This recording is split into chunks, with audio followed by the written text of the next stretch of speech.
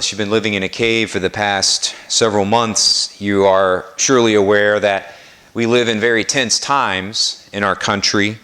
A lot of adversity and disagreement and anger, fear of the other, fear of those who are not here, are not part of our country at the moment, anger at each other, fear of what the other will do to us, etc. All of these fears and anxieties have certainly been a part of our shared life and our culture over the past many months. It is in that setting that our reading tonight, our first reading in particular, I think comes to us with the great word of both advice, but also then comfort and a path forward, a path out of such an anxiety that we experience. There are four beautiful lines from the very beginning of our first reading that I think speak to the moment that we find ourselves in our nation. The first two lines kind of diagnosing two different problems, and then the final two lines that I'd like to highlight showing us a path forward. The prophet Isaiah says these following four lines of note. Shelter the oppressed and the homeless. The second line, do not turn your back on your own. The third and fourth, then your light shall break forth like the dawn, and your wound shall quickly be healed. We have wounds. We recognize them. We're all aware of them. Again, so when we hear about that, we hear Isaiah telling us that that wound will be healed, or those wounds. How do we do that? So first of all, Isaiah's encouragement, I think, that speaks to us no matter where we may be personally in the midst of those disagreements that and anger that are part of our national experience at the moment. First of all, the line, shelter the oppressed and the homeless. It's not only here, we hear it about 200 other times in the scriptures. Shelter the oppressed, the homeless, the refugee, the alien. And of course, we know those things are being discussed and talked about in our country. As we think about that, we've heard many things from the church, even this week. Archbishop, now Cardinal Tobin, perhaps leading the charge to remind our country of the dignity of every human person, the dignity of the refugee, the dignity of the poor. We should also note, I think, here at the beginning, as we think about the discourse that's going on, that the church does leave particular decisions on borders and immigration and so on and so forth to a nation. The church does not have a prescribed number of refugees or immigrants, etc., that is supposed to, leaves it up to the nations, leaves it up to our country and to each country to discern that together in conversation about what type of country and how we can best serve the poor, trusting the wisdom of each individual country and people to figure that out in their own situation, in their own cultural moment. So when we look around at some of the facts, 65 million refugees in the world today, 65 million refugees. Questions, how do we best handle that? How do we best welcome them? How do we best care for them, not just as a nation, but in the larger global context? How do we shelter the oppressed and the homeless? How do we work together with other nations too? Do we fly them all here? 65 million? Do we bring some and help work with other nations to help with the rest? Those kinds of decisions, without not getting too far down into the weeds here, but the church leaves that up to people, leaves that up to us. But I think the encouragement, of course, as well, is that we err on the side of generosity, that we err on the side of hospitality, that we err on the side of acknowledging the dignity of the person. And I think the other thing that we know when we think about the discourse that's been taking place is it's also important, as we also hear in the first reading about malicious speech, that the language in which we carry out this discussion is of supreme importance. The way that we talk to each other, recognizing that it says, the church teaches you can disagree but engage each other. I don't know if that's happening. Are we trying to find a solution? Or are we trying to prove that the other side, whoever that is wrong? Are we trying to win an argument, or are we trying to shelter the oppressed and the homeless? And so the speech and the way in which we carry out that debate is also of supreme importance. And I think people from all over the place are losing at the moment. The sign that I have on both of my office doors is from an early church father, one of the early leaders of the church. And it is a quote from the Emperor Julian, who was a pagan, in the sense not for the church, oppressor of the church even. The Emperor Julian wrote a letter to his priests, the pagan priests of the time in Rome, talking about Christians, and he said, these people don't just care for themselves. He was flabbergasted, exasperated. He couldn't believe it. He'd never seen that, never heard of it. The idea that these new Christians, this new upstart religion, was doing something that had never been seen before on the face of the earth, caring for not just their own, but for others. We are called to shelter the oppressed and the homeless, to be a place of refuge, to welcome those who have nothing, and to engage with each other to find the ways to best serve and help all people in that regard. And so Isaiah challenges us, I think all of us, no matter where we're at, in that regard. There's a beautiful second line, I think, that also speaks to our own moment and something that has been highlighted over the last 6 months or so as well. The second line, do not turn your back on your own. Do not turn your back on your own. Welcome the other. Bring the other. Allow them, shelter them. Be a place of refuge. Welcome the alien. But do not turn your back on your own. We also, I think, that has been highlighted from people from every political perspective, would acknowledge that what we saw in our election was a recognition of some people that maybe had been forgotten. People that have been here and have been in our country and in our communities. That silent group of people living in poverty and even rural poverty. The type of people that we probably find when we drive off a couple of main roads in Putnam County. The people that have been forgotten perhaps and are living in poverty and are in need of our care as well. Isaiah is saying, don't turn your back on them either.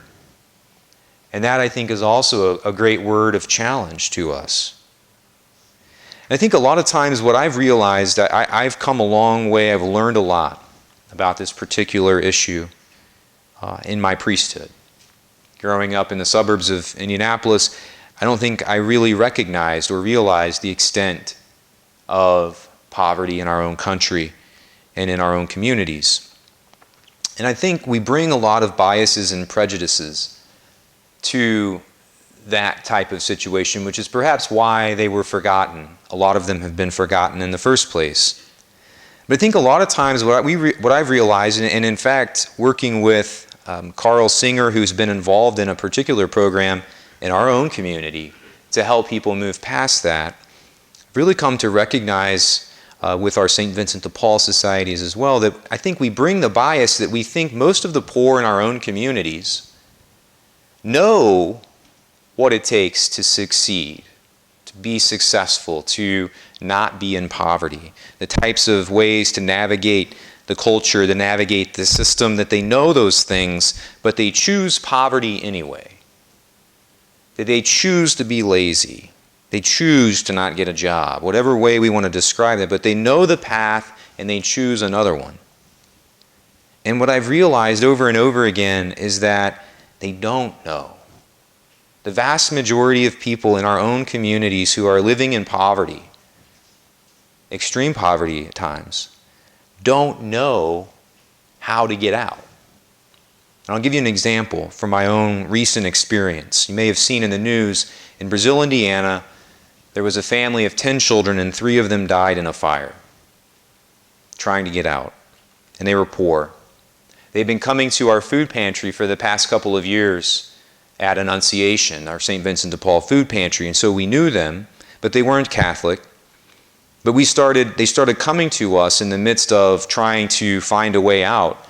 This has only been going on. The children died just 2 months ago, I believe, 2 or 3 months ago.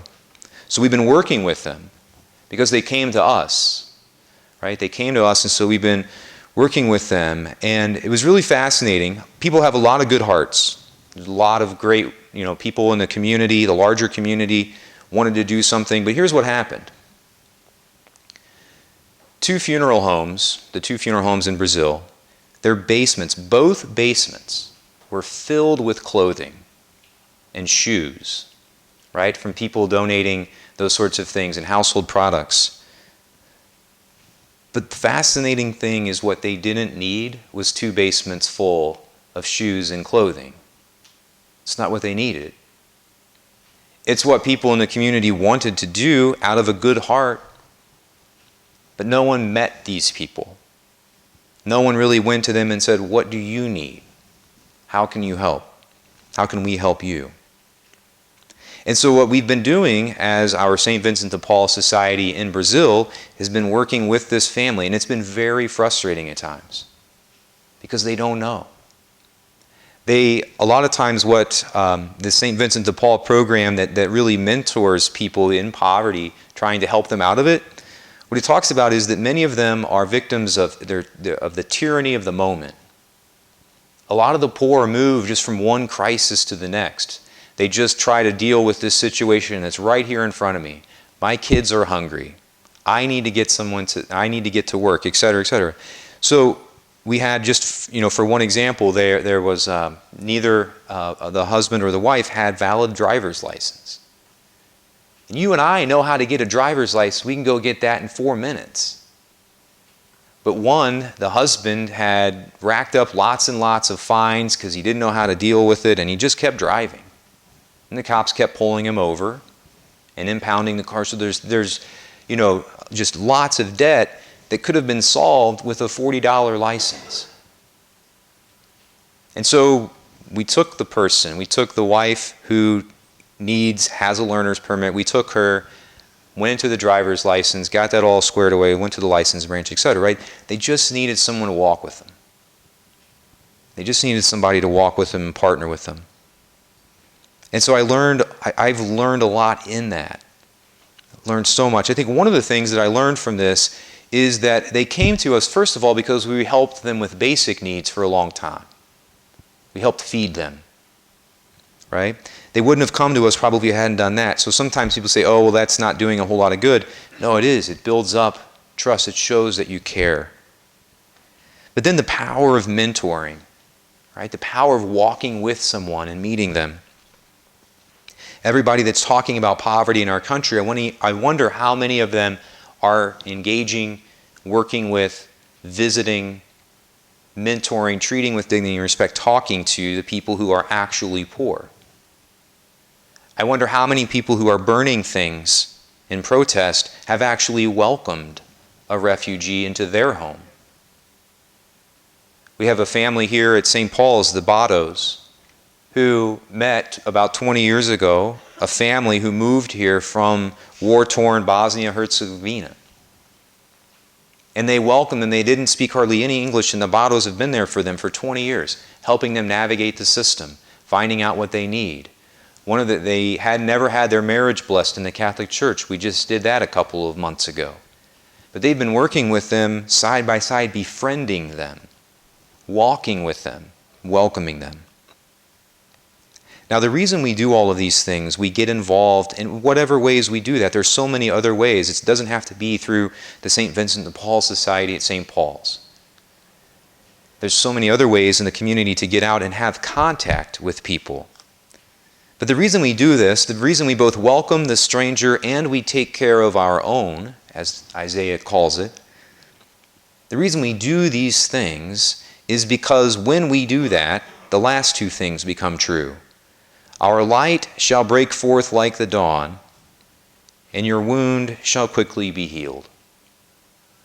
The wounds that we experience come from ignorance, come from not knowing each other, not talking to each other, staying in our bubbles, our spheres of comfort, television, internet, food, alcohol, whatever it might be. We stay there, we protect ourselves, we surround ourselves, we buffer ourselves from each other, and so we can then put prejudices and biases on each other because we don't encounter one another. But when we start to work at these things, when we start to actually encounter people seeking asylum, when we meet people who are homeless, when we bring them in, when we work with them, when we walk with them, when we are a welcome place for the refugee in our own home, not someone else's, not some government agency, when it's us, what happens is our wound is quickly healed because we realize how much of it was based on falsehood, how much of it was based on things that are simply not true.